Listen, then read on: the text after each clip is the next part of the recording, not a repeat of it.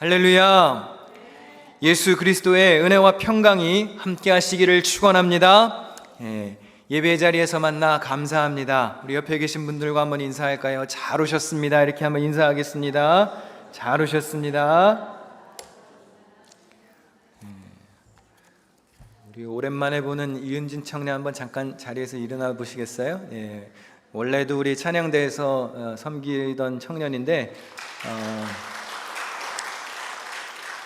멀리 이사를 가서 못 볼 줄 알았는데 뉴저지 뉴브랑스윅에서부터 지금 이제 매주 오겠다고 그래서 제가 몇 번이나 확인을 했어요. 그래서 기차 타고 1시간, 차 타고 1시간 이렇게 2시간 걸쳐서 온 거죠.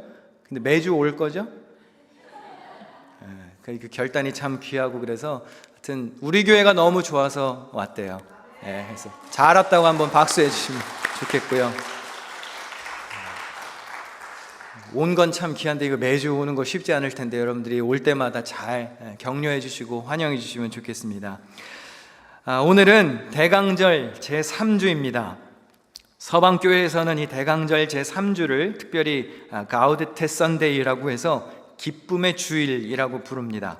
그래서 이 세 번째 대강절 촛불의 색깔이 기쁨을 상징하는 핑크 로즈 색깔인데요. 이제 화면에 보이실지 모르겠는데 이제 세 개의 초 중에서 하나의 색깔이 조금 다르죠. 기쁨을 상징하는 색깔입니다. 성탄을 기다리는 이 절기가 아무쪼록 여러분 모두에게 기쁨이 가득하시기를 축원합니다. 크리스마스 트리 장식하셨습니까? 네, 하셨어요. 네, 저희 집도 이렇게 트리를 만들어 놨는데요. 이렇게 트리 밑에는 이제 선물이 있고 이걸 이제 아이들이 크리스마스 날까지 이제 참고 기다려야 하는 고통을 지내야 하는데요.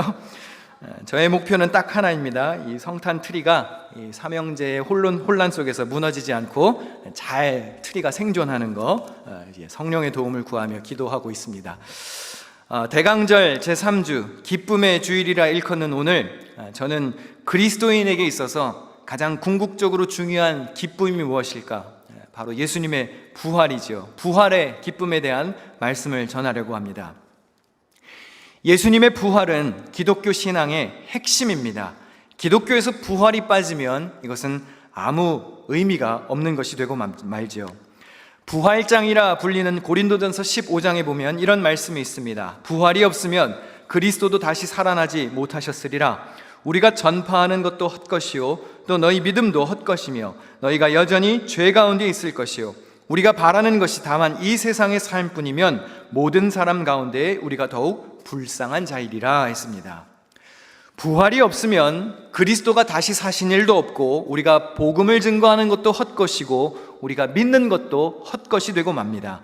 우리는 여전히 죄 가운데 있을 것이고 가장 불쌍한 사람이 될 것이라고 말합니다. 여러분, 세상이 말하는 것처럼 인생 한 번 살고 모든 것이 끝난다면 이 시간에 우리가 교회에 나와서 이렇게 예배 드리는 것이 무슨 의미가 있겠으며 이 얼마나 시간 낭비이고 앞에서 설교하는 저는 얼마나 한심한 사람입니까? 한 번 살고 모든 것이 끝난다면 열심히 사는 게 무슨 의미가 있고 착하게 살아서 무엇하며 남을 도우면서 사는 것이 무슨 가치가 있겠습니까? YOLO라는 말이 한창 유행처럼 번진 적이 있죠. You only live once. 그래서 어떻게 하라는 것이죠? 어차피 한 번밖에 못 사니까 대충 막 살아, 재미있게 살아, 그래야 억울하지 않아, 그런 뜻이죠. 만약 정말 한 번 살고 모든 것이 끝난다면 YOLO 인생을 사는 것이 가장 지혜로운 길일 것입니다. 남에게 피해를 줘서라도 빼앗고 훔쳐서라도 한 번뿐인 인생을 실컷 즐거야 억울하지 않을 것이고 본전이라도 찾을 수 있겠지요. 하지만 여기에 나와서 예배드리는 여러분, 그것이 아니라는 사실을 우리는 잘 믿기 때문에 이 자리에 온 것이죠. 이 세상이 끝이 아닙니다. 죽음이 끝이 아닙니다. 죽음 후에는 심판이 있고 영원한 삶이 있음을 기억해야 합니다. 그래서 지금 우리가 이 세상에서 사는 삶이 중요한 것입니다. 잘 살아야 됩니다. 할렐루야. 잘 살아야 돼요. 책임감 있게 살아야 합니다. 그리스도인으로서 선한 삶을 살아야 하고 복음을 증거해야 하고 하나님 나라의 확장을 위해서 힘써야 합니다. 우리가 죽어서 가야 할 천국도 있지만 우리가 이 땅에 살면서 하나님의 나라를 이루어 가야 할 사명도 있음을 기억해야 합니다. 여러분, 하늘나라의 소망을 가지시고 저 높은 곳을 향해 날마다 주님과 동행하는 삶을 사시기를 부탁드립니다. 예수님의 부활은 제자들의 삶을 완전히 뒤바꿔 놓았습니다. 예수님을 배신하고 도망갔던 제자들은 부활 신앙으로 인해서 목숨을 걸고 전도하는 용감한 복음 전파자들이 되었습니다. 심지어 순교도 마다하지 않았습니다. 예수님의 제자 중 도마라는 사람이 있죠. 쌍둥이라는 뜻이 있고 디두모라고도 불렸습니다. 도마는 히브리식 표현이고 디두모는 헬라식 표현입니다. 아마 교회 다니신 분들은 도마의 모습을 대개 아마 이렇게 기억하실 겁니다. 요한복음 20장 25절 같이 읽을까요? 시작. 도마가 이르되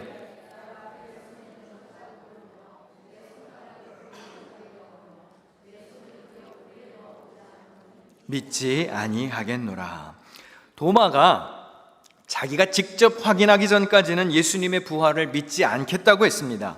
그래서 2000년이 넘는 지금 이 시간까지도 우리는 도마를 어떻게 기억하나요? 그는 의심이 많은 제자였다고 기억합니다. 여러분, 우리가 이 세상을 떠나고 나면 우리의 후손들이 그 사람은 어떤 사람이었어 라고 기억하게 될 겁니다. 여러분, 어떤 기억을 남기고 가고 싶으십니까? 그 사람 형편없는 사람이었어.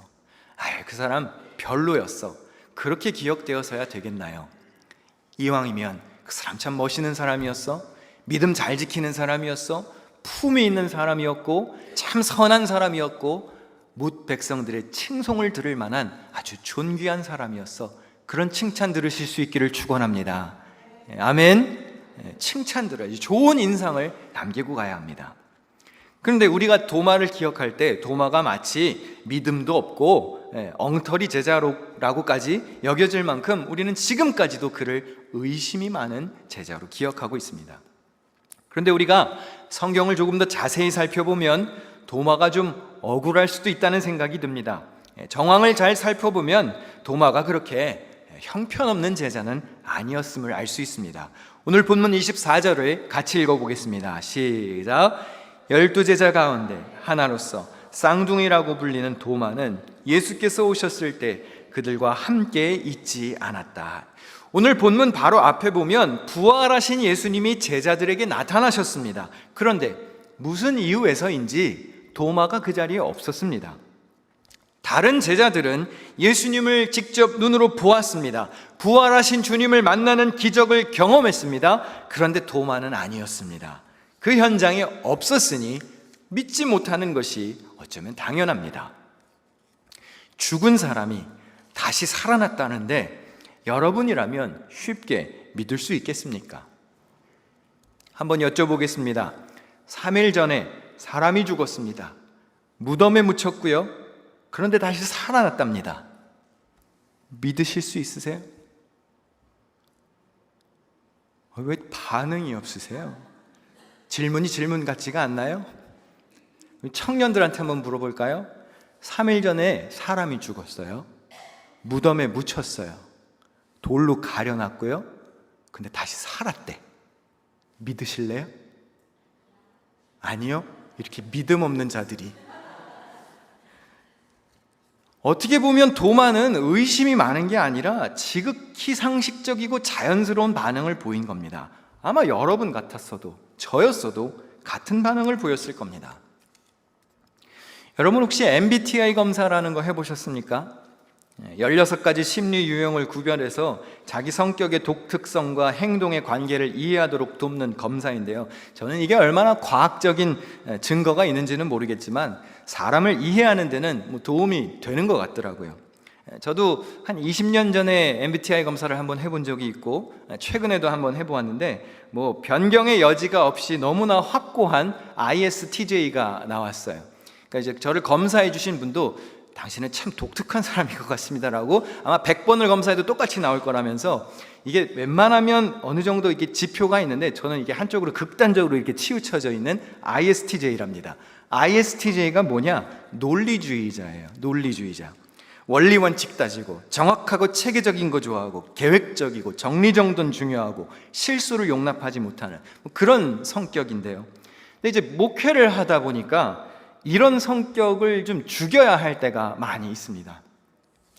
저도 도마처럼 제가 눈으로 직접 보지 않고 제가 뭐 검증을 하지 않으면 이게 믿을 수가 없고 확인하지 않으면 그러거나 말거나 하는 성격이죠.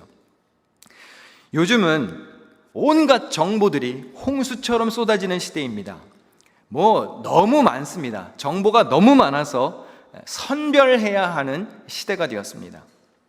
검증되지 않은 거 믿었다가는 큰일 납니다. 누가 그렇대더라, 가짜뉴스 같은 거 이런 거 필터링하는 작업을 이제는 꼭 해야 하는 시대가 되었습니다. 그러니까 어쩌면 오늘날과 같은 상황에서는 도마와 같은 자세가 어쩌면 필요할지도 몰라요. 그래서 혼자 말씀을 묵상하다가 그런 생각을 해보았어요. 도마가 ISTJ였나? 이거 보지 않고는 못 믿겠다고 했으니까 나랑 좀 비슷한 과인 것 같은데 그런 생각이 들더라고요.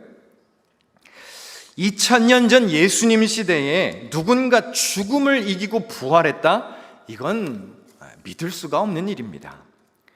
그런데 부활의 현장에 함께 있지 않았던 도마를 위해서 예수님은 친절하게 한 번 더 제자들에게 찾아오셨습니다. 요한복음 20장 26절과 27절입니다. 여드레를 지나서 제자들이 다시 집 안에 있을 때에 도마도 함께 있고 문들이 닫혔는데 예수께서 오사 가운데 서서 이르시되 너희에게 평강이 있을지어다 하시고 도마에게 이르시되 네 손가락을 이리 내밀어 내 손을 보고 네 손을 내밀어 내 옆구리에 넣어보라. 그리하여 믿음 없는 자가 되지 말고 믿는 자가 되라. 이 말씀 잠깐 띄워놔 주시고요.